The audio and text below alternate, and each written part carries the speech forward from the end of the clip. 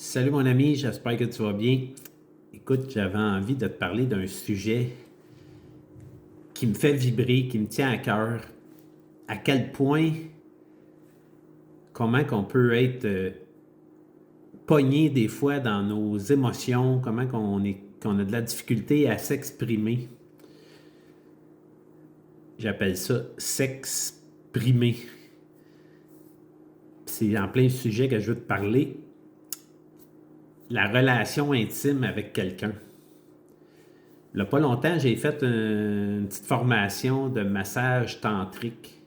Je voulais expérimenter c'était quoi le massage tantrique exactement, puis il y a bien des formes. Mais là n'est pas mon sujet. Le sujet, c'est, je me demandais pourquoi que les gens sont bloqués dans leur relation intime.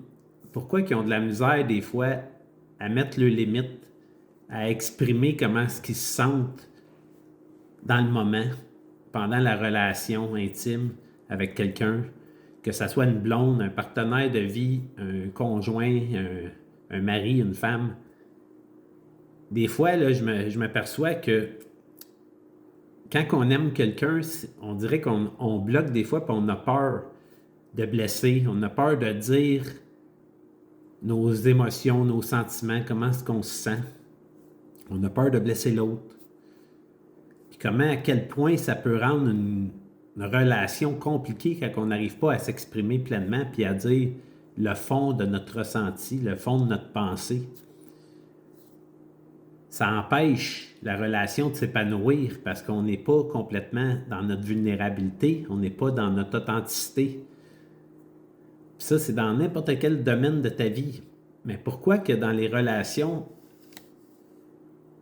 des fois, c'est compliqué de juste parler avec notre cœur, d'exprimer ce qui est là, sans attaquer l'autre, mais juste exprimer « Hey, moi, je me sens comme ça. Je me sens pas à l'aise. » ou « J'aime pas telle affaire. » Me semble que c'est pas compliqué, mais il y en a plein. Puis moi, le premier, j'étais bloqué puis à exprimer pleinement ce que je ressentais. Puis souvent, on a de la misère à nommer ce qu'on ressent parce qu'on n'est pas habitué d'observer nos émotions puis de les nommer quand on vit quelque chose qui ne fait pas notre affaire.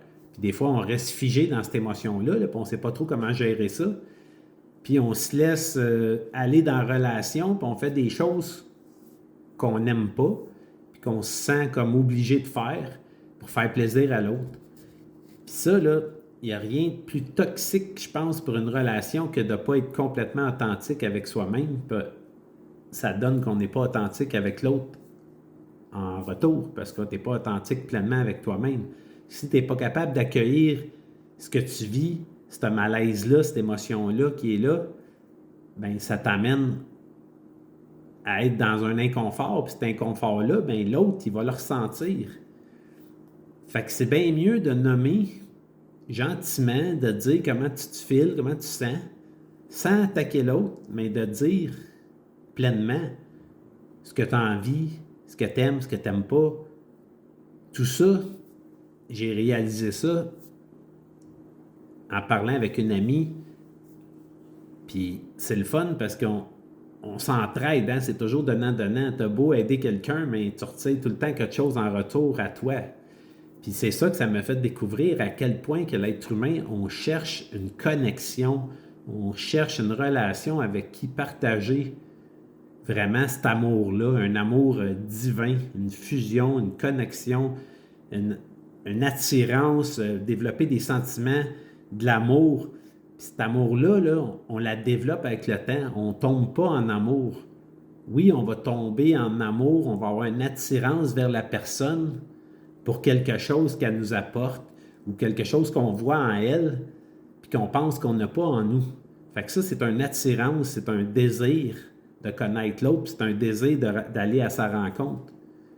Mais une fois que tu rencontres l'autre, est-ce que tu es capable d'être authentique puis d'être vraiment dans la rencontre des deux? Est-ce que tu es capable de nommer ce qui est là pour toi? Parce que j'ai observé on est beaucoup des fois à attendre que l'autre il devine comment est-ce qu'on se sent. Ah, l'autre, il va le voir, je me sens pas bien, j'aime pas ça, l'autre, il va le sentir. Non, c'est pas toujours le cas. Puis, quand tu es pris dans tes programmes à toi, mental, tes façons de faire, tu es pris dans ton émotion, l'autre, il peut ressentir quelque chose qui va pas, mais si tu n'es pas capable de le nommer, il va peut-être avoir de la misère à te cerner, à te discerner, à ressentir ce que tu veux vraiment, ce que tu aimes vraiment.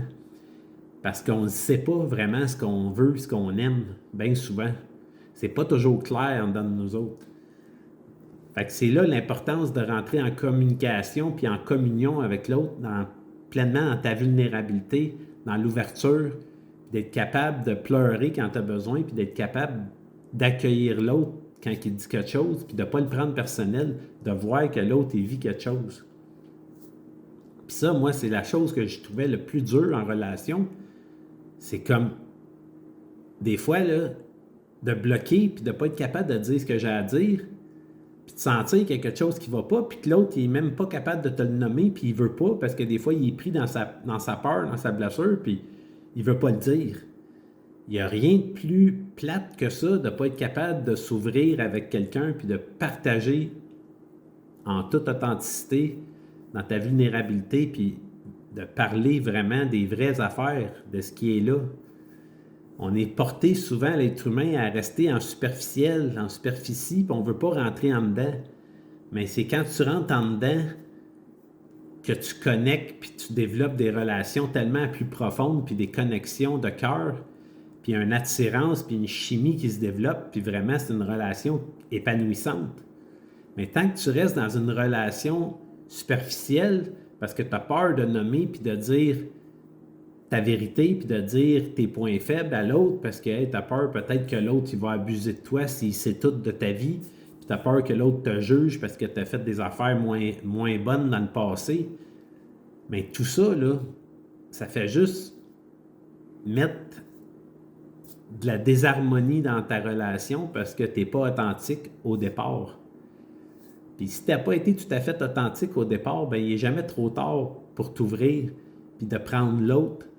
Puis c'est jamais le bon moment non plus. Il n'y a jamais un meilleur moment pour parler à cœur ouvert. Puis ça, j'ai appris ça, c'est que peu importe le moment que tu vas t'ouvrir, peut-être que l'autre, il n'est pas tout le temps réceptif, mais même quand il est réceptif puis qu'il t'écoute, si tu dis des choses puis que ça vient parler à son histoire à lui, son histoire personnelle, puis ça vient le faire toucher à des émotions, ça se peut qu'il fait le mal puis qu'il réagisse, qu'il ait de la peine. Même si tu ne l'as pas attaqué, même si tu as juste parlé dans ta vulnérabilité de toi, ça se peut que l'autre il se sente un peu déstabilisé. Fait qu'il n'y a pas vraiment de meilleur moyen. Le meilleur moyen, c'est quand tu décides de t'ouvrir avec toi-même, puis de juste t'ouvrir à l'autre, puis d'être pleinement toi-même. C'est là que la communication va se créer, puis la relation va se créer encore plus profonde. Puis en parlant avec cet ami-là, ben je me suis rendu compte à quel point qu'on cherche tout ça, l'être humain, on cherche toute une connexion plus profonde.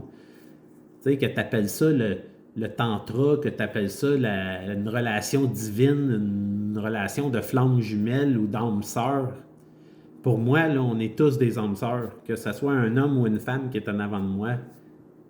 Quand je suis dans le cœur puis que j'ai envie de partager avec cette personne-là, puis d'apprendre à la connaître, puis de parler des vraies affaires, de ce qu'elle a vécu, bien, c'est là qu'on crée une belle relation.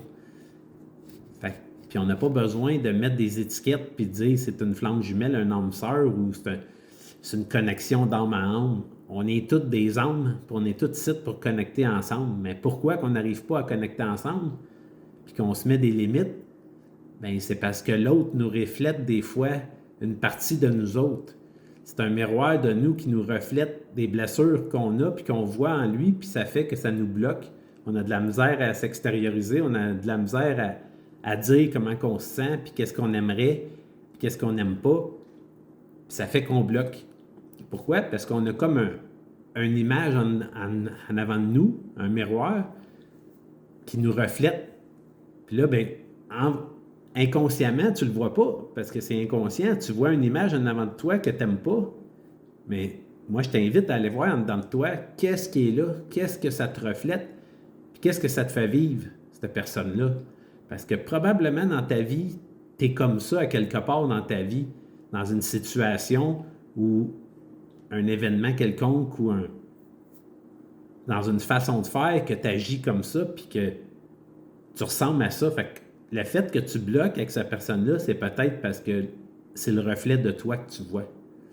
Puis tout ça, bien, ça commence à l'intérieur de soi par observer ce qui est là en toi, puis être capable d'ouvrir à l'autre, puis de ne pas avoir peur de te sentir attaqué, de te mettre à nu. Il ne faut pas avoir peur d'ouvrir ton cœur, puis de juste parler de ce qui est là.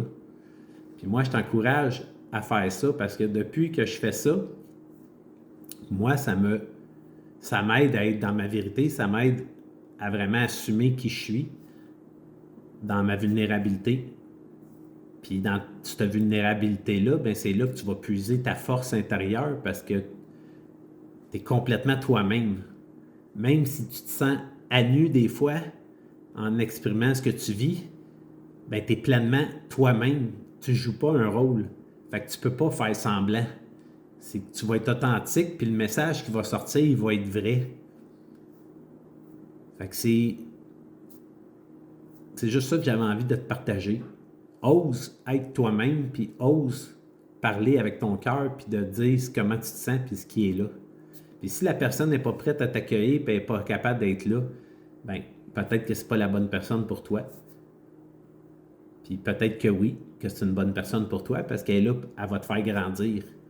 Si tu vois qu'elle n'est pas capable de t'accueillir, puis ça te fait vivre des difficultés avec elle, ben remercie-la parce qu'elle est là pour te faire grandir, puis te faire cheminer dans ce processus-là avec toi-même. Fait que toutes les personnes qu'on rencontre sont toutes là pour nous apporter quelque chose. Il faut juste être conscient de voir qu'est-ce que la personne nous apporte comme expérience, comme leçon de vie, qu'est-ce qu'elle nous apporte pour nous aider à grandir, pour qu'on puisse s'observer en dedans de nous autres. Fait que sur ça, ben, je te souhaite d'être toi-même, d'être libre, de t'exprimer pleinement. Être libre d'être soi. J'ai justement un accompagnement de coaching que je fais en ligne, en groupe, si tu as envie de te joindre à moi pour vraiment être pleinement toi-même, dans ton authenticité. Si tu veux adhérer à mon programme de coaching en ligne, ben écris-moi en privé, je vais t'envoyer les infos, puis tu vas pouvoir écouter la vidéo qui explique qu'est-ce que c'est, puis tout ça, puis ça va me faire plaisir de t'accompagner, puis de participer avec toi à grandir, parce que ça me fait grandir moi aussi, en même temps que je partage avec toi. Fait que je te dis à bientôt mon ami, bonne journée à toi.